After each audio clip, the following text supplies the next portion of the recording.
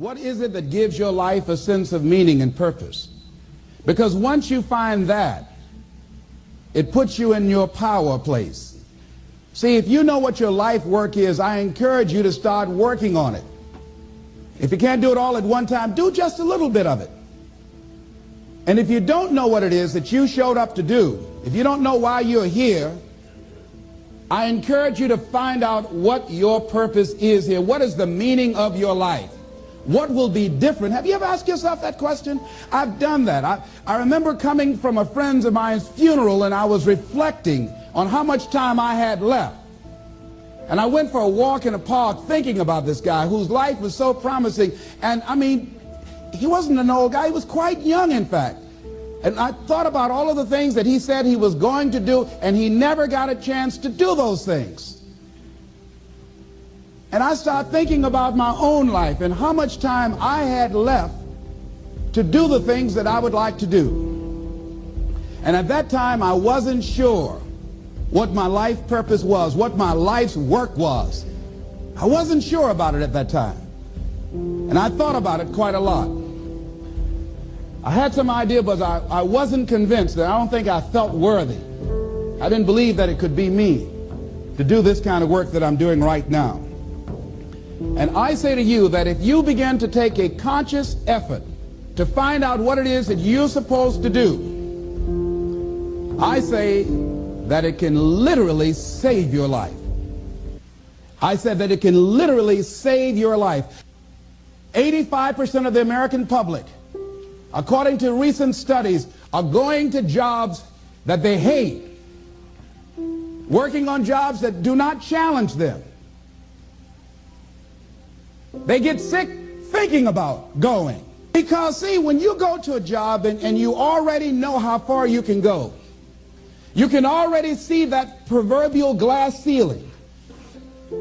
See, when you're going someplace and you already know how much you're going to make, you already know how far you can go, you're in a dead-end position. It erodes your self-esteem. It lowers your sense of yourself.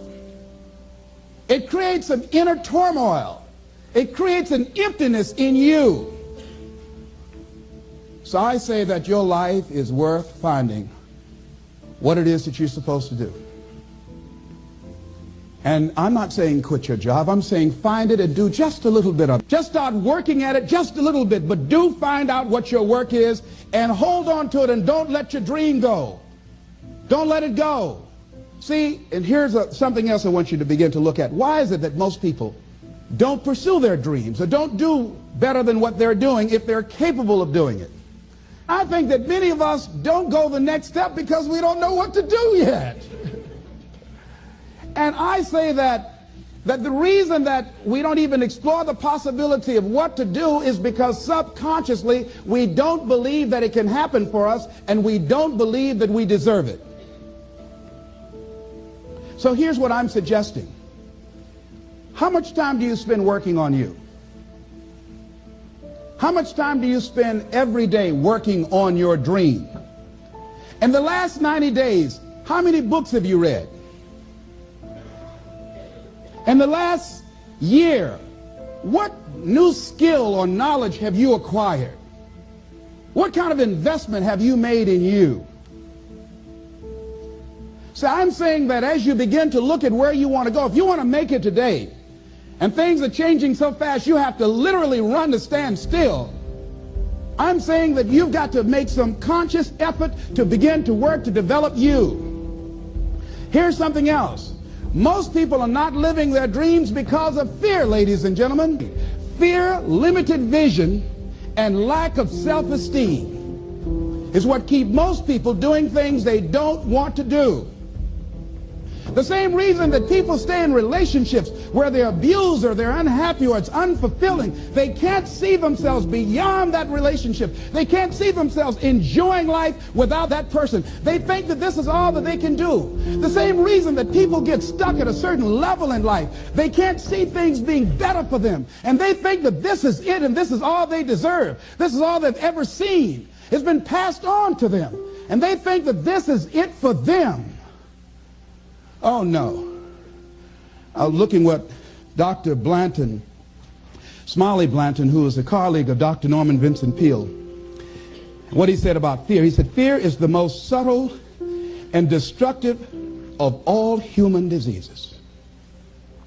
Ladies and gentlemen, fear kills dreams. Fear kills hope. Fear put people in the hospital.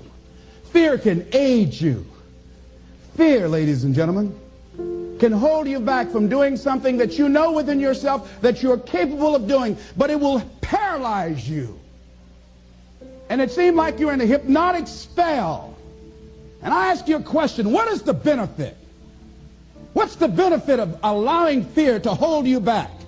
What's the benefit of giving up on yourself, of not stepping out on life and taking life on? What is the benefit for you? What's the plus in that? It's one of the things I had to ask myself. So I didn't want to make any mistakes. I wanted everybody to like me. I wanted to be perfect the first time I did something. It's not going to happen.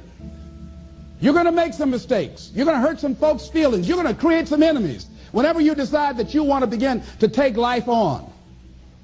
You've got to ask yourself, how long am I going to allow this to hold me back? I like what Zig Ziglar says. He said, fear is false evidence appearing real. That is an illusion that we create in our mind. It is a state of mind that can be changed. So let's look at how we can begin to take some steps to restructure that fear, to begin to expand our visions of ourselves, to begin to increase our self-esteem. Webster said that self-esteem means confidence and satisfaction in oneself. Look at your life right now. Whatever you've done up to this point in time, your life is working. Whatever you have produced, it came out of you as a result of the kind of person that you have become. It's a result of your choices. It's a result of your consciousness. Now you have to ask yourself, are you satisfied with what you have produced? Is this what you want? Would you like for things to be better than this? Do you believe that you deserve better than this? Or are you content? This is it. You don't have to do anything else. That you already resign yourself in life and say, well, I'm happy. I'm not starving like the people in Calcutta. Are you allowing yourself to get off the hook like that? Or do you believe somewhere in the back of your mind or in your heart that there's some other great work for you to do? There's something else that life has for you. And that's why you're here. How do we handle this fear factor? How do we increase our self-esteem? You have to begin to fortify yourself. How do we do that?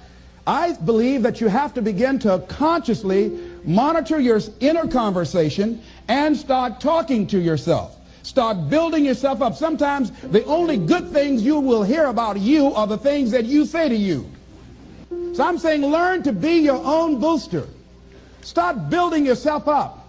Start encouraging yourself. Start saying, I can do this. I can make this happen. When I started thinking about becoming a speaker, I said, yes, I can do this. I can make this happen. When I start trying to convince myself I can be a businessman after flopping and failing and losing thousands of dollars and feeling stupid and dumb and having people take advantage of me because of what I didn't know, I had to talk to myself because people were saying to me that I was dumb. And somewhere in the back of my mind I was saying, you're right, look at what I've done. I had to say, no, Les. Hey, come on, man, get yourself together. You can handle this, you just haven't figured it out yet. It's all right. This is your training period. This is the tuition you have to pay for what you don't know. You can do this. Other people have done it. It doesn't take an Einstein. Get you some people that can teach you some stuff that you don't know. Get you some people that have done it successfully and learn from them. Take some seminars, workshops, read some books on how to manage a business. Change the way you see yourself and begin to tend to the personal details. Understand that nobody's going to take care of your business better than you. And when I start changing that kind of mindset of beating myself up because of my mistakes and start looking at the possibility of my doing better, of my making the adjustment that would enable me to do what I want to do successfully, things begin to change. And I say, stop beating up on yourself. You do it. I know you do it. I've done it. It's a natural inclination for us to put ourselves down. See, we are born negative, I think, in a negative consciousness because we live in a negative world. Here's some other things, ladies and gentlemen. Begin to guard your mind against negative programming, like turn off the television. Don't watch the news. So you've got to guard the kinds of things that you put in your mind. See, if you don't program your mind will be programmed, because human beings are goal-oriented. That's why we die of broken hearts early. That's why we're running through life to early graves. We're going through life, ladies and gentlemen, and I think that Henry David Thoreau said that most men live in quiet desperation. Most of us go through life running scared. So we created this in our minds, false evidence appearing real. We made it real in our minds. That's why Churchill said there's nothing to fear but fear itself. That's the destructive monster. So turn off things that can contribute to your fear. Turn a deaf ear to people that all they can do is talk about how negative things are, because they have bought into the consciousness of the world. Start attending workshops, seminars, listening to tapes on a daily basis to begin to recondition your mind, to retrain your thinking. Faith comes by what? Hearing and hearing and hearing. Listen to things that can empower you, that can enable you to create a new reality for yourself, in a new life for yourself. You might appear to be strange around most people. You know, most people think you're strange if you're happy today. See, these people have not found their purpose in life. That's why they're grumpy. That's why they're miserable. That's why they're so negative. They're hurting and they want to hurt other people. So start practicing using programs for your mind. Seminars, books, workshops. Keep a journal. Record your thoughts. What's happening with you? Every day when you get up, have a journal near you. See, ladies and gentlemen, we get 3 to 4 thoughts a year that if we would act on those thoughts, they could change our life. What idea are you sitting on? Write your ideas down. And then, once you get that idea, take the leap. Take the leap. See, it's out here in the universe. If you don't take the plunge, I guarantee you, somebody else will. Take the plunge. Go into action. And ladies and gentlemen, you will be surprised how things will come together. You'll be surprised. Now, you're going to have some difficult challenges. I can tell you that now. Be aware of that. Things are not going to work out exactly right. For a time they will, sometimes. And that's when life is just playing a game with you. I want you to feel good and relax. But ladies and gentlemen, go into action with your dream. And don't avoid where the fights are. Get in the midst of the fight. Get knocked down so you can learn how to fight, so you can hold your position. See, most people don't get out in the arena of life because they don't want to fight. Most people don't get out there because they don't want to get knocked down. They don't want to be dropped to their knees. But see, you're going to be dropped whether you're on the field or whether or not you're sitting on the sidelines. You're going to be dropped. So at least get dropped for something. See, that's how most people are spectators in life. You don't want to be a spectator. You want to get out in the field where the action is. And you will be amazed. After the struggle, there will be a calm period and things will begin to click for you.